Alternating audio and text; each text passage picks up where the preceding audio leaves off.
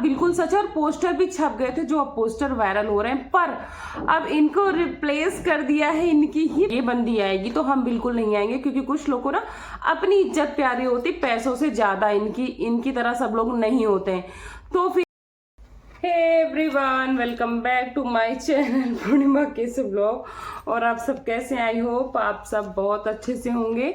तो मैं थोड़ी सी आज ये बहुत छोटा सा वीडियो होने वाला है, पर ये जो इवेंट का वीडियो मैंने बनाया था इसमें बहुत सारी चीजें चेंज हो गई हैं, तो मैंने सोचा अगर आपको बताया है तो इसको आपको क्लियर करना और अपडेट करना भी जरूरी। आई डोंट नो कि ये चीजें बाहर आने का या फिर सोशल मीडिया वाईटी पे आने का क्या कारण है, लेकिन आपको ये बताना जरूरी है कि इन सब गंदगी से किसको कितना नुकसान हो सकता है, किसका कर्मा किसके पास क्या आया है, और कैसे हमारी गंदगी की जो चीजें होती हैं वो कभी भी छुपती नहीं है।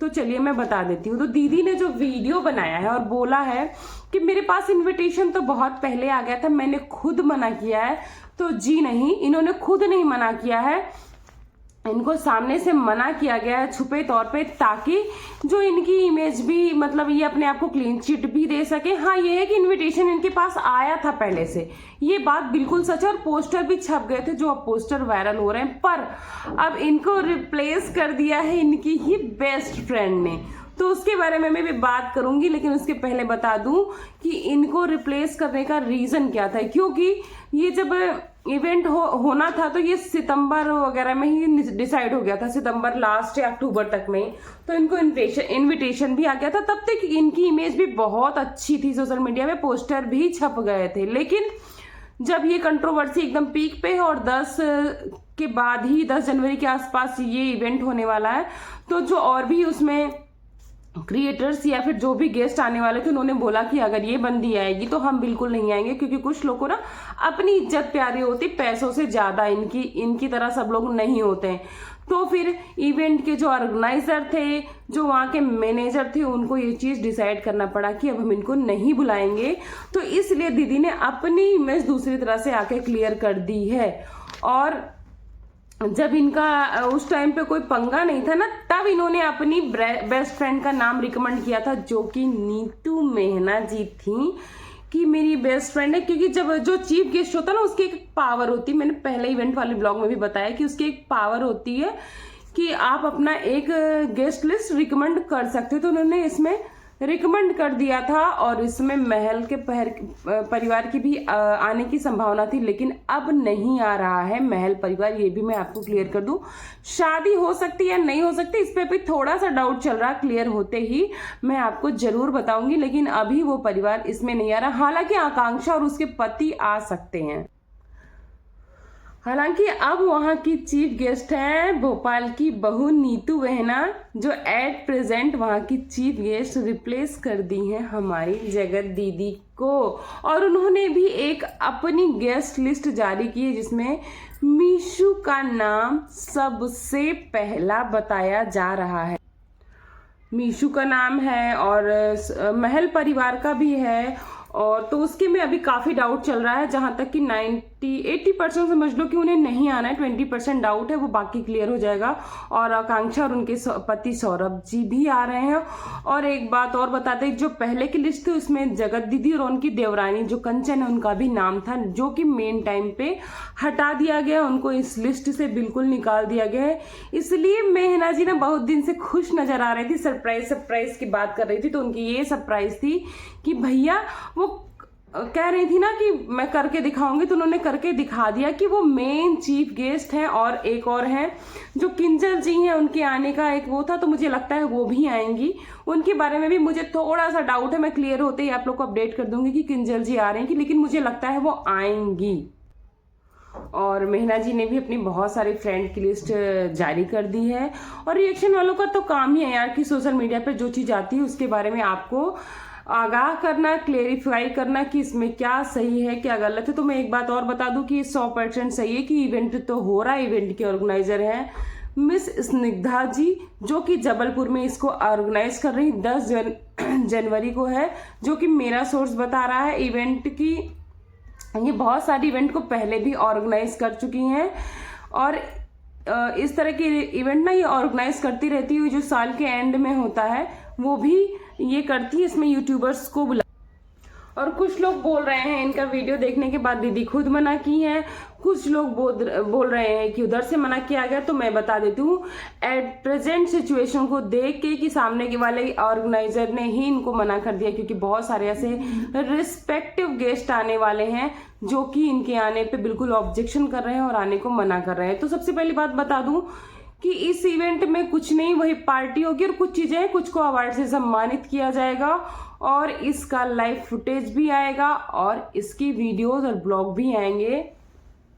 तो दीदी ने तो अपनी सफाई दे दी, लेकिन इसकी सफाई पहले ही आ गई थी, पोस्टर पहले रिलीज हो गए थे, नया पोस्टर भी अभी जस्ट आप समझ लो 1 या 24 घंटे के अंदर बोला गया है कि आ जाएगा और आते ही मैं आप लोग को जरूर दिखाऊंगी। तो आप ये समझो कि जो ये डर्टी कंट्रोवर्सी, इसका फायदा क्या हुआ, फायदा नुकसान तो जिसको जो हुआ, देखो पैसे का फायदा तो इन लोगों को पर्सनली बहुत हुआ है, लेकिन कहीं ना कहीं आप देखो कि जो बंदी देवी मानी जाती थी, जिसको लोग देवी की तरह पूजते थे, ये जाति तो इनकी एक तरह से बोलो कितना सम्मान होता, लेकिन कहते हैं ना कि सम्मान से बड़ा कुछ नहीं होता, पर इन सो कॉल्ड ब्लॉगरों के लिए ना सम्मान कुछ नहीं होता। अगर इनको सम्मान की फिक्र होती तो ये खुद की इज्जत ताक पे रख पे ये सब करती ही क्यों। इन्होंने अपने सम्मान को बिल्कुल पीछे छोड़ के ये गंदगी में कूद गई पैसे के लिए और बोलती हैं कि 7 साल की बच्ची की माँ हूं।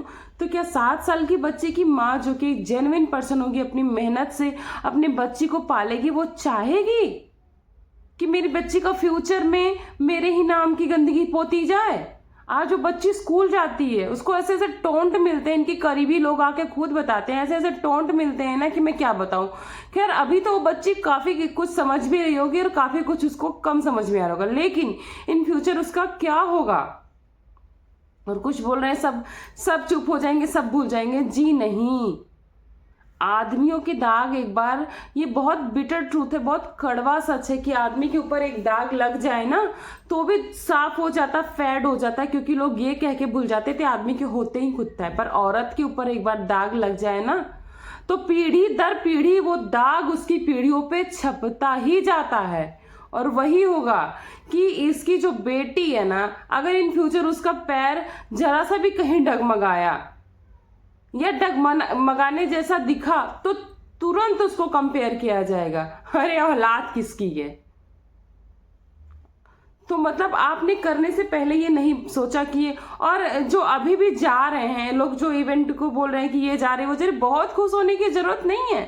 कौन जा रहा है, कोई बेदाग नहीं है। मेहना जी हैं, उनके बारे में बहुत सारी चीजें सच आ चुकी, उसमें कितनी सच थी कितनी झूठ थी ना हम जानते हैं ना ही आप जानते हो। हमको जो दिखाया जाता है सिर्फ हम वो देखते हैं। जबकि अगर भैया जी की बात कर लो, ये आके बोल रहे हैं कि इसमें काफी कुछ फेक थी, आप लोग ये मान लो कि अब ये फेक थी। अगर इनके हिसाब से सोचो कि ऑन कैमरा जो ये दिखाते ऑफ कैमरा वो नहीं होता है, तो क्या ऑन कैमरा जो ये नीतू के बारे में दिखाया उसमें से कितना % सच है और कितना % झूठा आप अनुमान लगा सकते हो? जी बिल्कुल नहीं लगा सकते हो। ये सिर्फ और सिर्फ हम लोग को सी बनाते हैं और ये कुछ नहीं करते हैं। इनका सिर्फ और सिर्फ एक ही मोटिव है, डॉलर छापना, अपनी इज्जत को उछाल के भी चाहे वो छापा जाए। इसमें बहुत सारे लोग बोलते हैं कि आप क्यों बोलते हो। अरे भैया जब ये लोग इतनी गंदगी फैलाते हैं तो क्या हम गंदी चीजों को गंदा और सच को सच बोल के पब्लिक को जगा नहीं सकते हैं? हम ही पब्लिक हैं, हम ही नागरिक हैं इस दुनिया के, हम में से कुछ को तो आगे आना पड़ेगा। पहले के टाइम में इतने क्रांतिकारी आगे ना आए होते तो आज देश आजाद होता। तो वहीटी पे भी इसके लिए कुछ लोगों को तो आगे आने पड़ेगा। सब तमाशा देखेंगे तो तमाशे को खत्म करने के लिए कोई कदम कौन उठाएगा?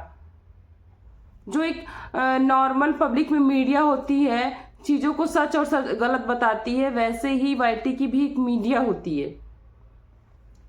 तो आप लोग बताना कि इसमें जो इनको इवेंट से बाहर निकाला गया उसके पीछे का कारण क्या हो सकता है। जो आज ये सफाई दे रही हैं कि मैं खुद हट गई, ऐसा कोई कारण नहीं, इनको वहां से हटाना पड़ा एट प्रेजेंट सिचुएशन को देख के, इनकी ये डर्टी कंट्रोवर्सी को देखकर। तो चलिए इस ब्लॉग को मैं करती हूँ यहीं पे एंड। बहुत छोटा सा ब्लॉग था पर आई होप आप सबको बहुत पसंद आया होगा और आप मेरे चैनल को सब्सक्राइब करेंगे और नए साल तक यार पूरा एक राउंड फिगर तो करवा दो। इतनी रिक्वेस्ट तो बनती है ना यार, इतनी मेहनत करते हैं हम आपके लिए, कम से कम हमें भी सपोर्ट करो, आप छोटे क्रिएटर्स को भी आगे लाओ। और एक कमेंट्स करना प्यारा प्यारा, मैं उसका रिप्लाई ज़रूर से ज़रूर दूंगी। सॉरी फ़ोन आ गया था। और वीडियो को लाइक भी कर देना यार।